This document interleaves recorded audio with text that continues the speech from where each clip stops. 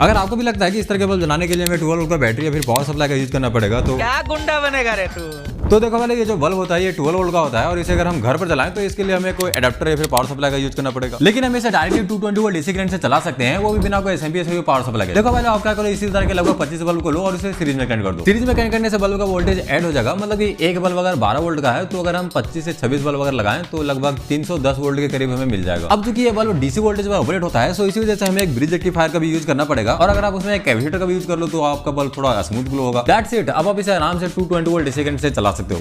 पर हाँ, यहाँ पर आपको बहुत से बातों को ध्यान में रखना पड़ेगा, जैसे कि वायर में किसी प्रकार का कट नहीं होना चाहिए। मतलब ऐसा ना हो कि कॉपर आपका ऊपर नहीं दिख रहा है, मतलब आइसोलेशन उसका कपड़ा हुआ है या फिर आपने ज्वाइंट किया है तो उसमें टेप नहीं लगाया, तो ऐसा मत करना, क्योंकि अगर आपका हाथ गलती से भी उस पर टच हो गया तो फिर।